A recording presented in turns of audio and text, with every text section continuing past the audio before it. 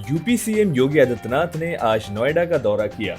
मुख्यमंत्री योगी आदित्यनाथ ने आज नोएडा का दौरा किया, धारा 144 लगाई और ड्रोन पर प्रतिबंध लगा दिया। एक नए कोविड-19 सरकारी अस्पताल के उद्घाटन के लिए उनकी यात्रा के संबंध में ये निर्णय लिया गया। भारी वर्षा के कारण मिट्टी के घर के ढह जाने से एक दंपति की मौत।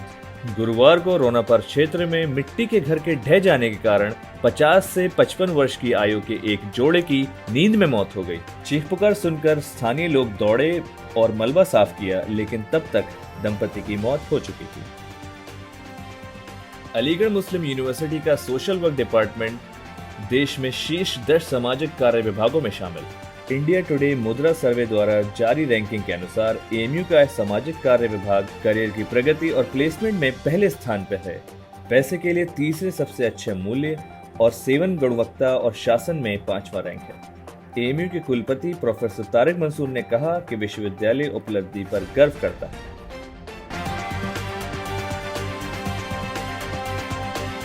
प्रदीप कुमार जोशी को नए यूपीएससी अध्यक्ष के रूप में नियुक्त किया गया।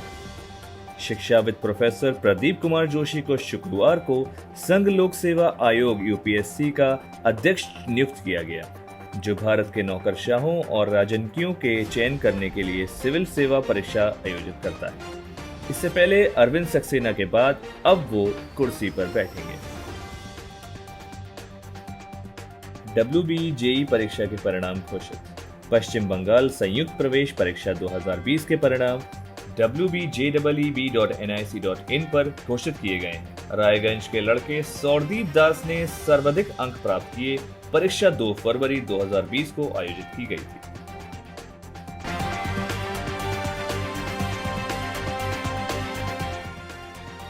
तमिलनाडु में कार की टक्कर में 4 की मौत।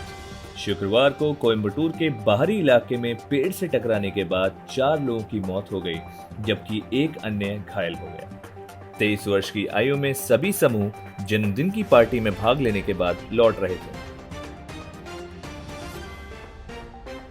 11 अगस्त तक केरल में 3 जिलों में रेड अलर्ट जारी किया गया, क्योंकि इडुक्की में भूमिखलन के बाद 5 की मौत।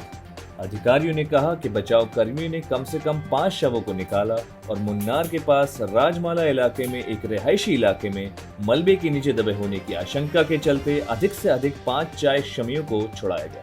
हालांकि अभी और हताहतों की तलाश जारी है। मालेगांव में एक युगल और 2 बच्चे मृत मिले। नासिक जिले के मालेगांव में शुक्रवार सुबह कथित तौर पर 2 बच्चों सहित 4 के परिवार की मौत हो गई।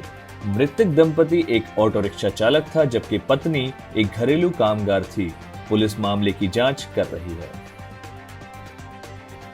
24 घंटे में पहली बार 60,000 से अधिक कोरोना मामलों की सूचना मिली। टेली ने 20 लाख का आंकड़ा पार किया। 24 घंटे के भीतर 60,000 ताजा मामले सामने आने के बाद कोविड-19 टेली 20 लाख पार कर चुकी है। केंद्र स्वास्थ्य मंत्रालय के आंकड़ों के अनुसार रिकवरी की संख्या बढ़कर 13,78,000 हो चुकी है। अस्पताल में 9 साल की कोविड मरीज के साथ छेड़छाड़, आरोपी गिरफ्तार। छत्तीसगढ़ में एक 9 वर्षीय कोविड मरीज के यौन उत्पीड़न के आरोप में एक निजी अस्पताल के 44 वर्षीय सफाई कर्मी को गिरफ्तार कर लिया गया। लड़की द्वारा अपने माता पिता को घटना बताने के बाद आरोपी को गिरफ्तार कर लिया गया। पुलिस की कार्रवाई जारी।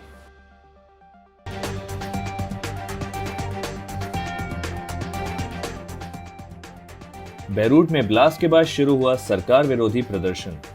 गुरुवार को पूरे शहर को हिलाकर रख देने वाले एक बड़े विस्फोट के बाद बेरूट में सरकार विरोधी प्रदर्शनों में लेबनानी सुरक्षा बलों के साथ प्रदर्शनकारी भिड़ गए। अधिकारियों ने सांसद के पास दर्जनों लोगों पर आंसू गैस तैनात की। ट्रंप ने टिकटॉक और वीचैट पर कार्यकारी आदेश जारी किया। ट्रंप ने अमेरिका में टिकटॉक और वीचैट ऐप पर प्रतिबंध लगाने का आदेश दिया अगर वे चीनी मालिकों द्वारा नहीं बेचे जाते। संभावित बिक्री के माध्यम से लोकप्रिय वीडियो ऐप के भविष्य की बातचीत पर दबाव बढ़ जाता है। भीतरी मंगोलिया में बेबोनिक प्लेग से हुई मौत के बाद चीन ने गांव बंद कर दिया। मानव इतिहास में सबसे घातक महामारी के लिए जिम्मेदार 1 सदी पुरानी बीमारी बेबोनिक प्लेग से मरने के बाद चीनी क्षेत्र के अधिकारियों ने एक गांव को बंद कर दिया है।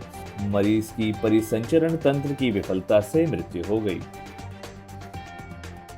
सऊदी क्राउन प्रिंस ने पूर्व सऊदी अधिकारी की हत्या के लिए हथियारों को कनाडा भेजने का आरोप लगाया।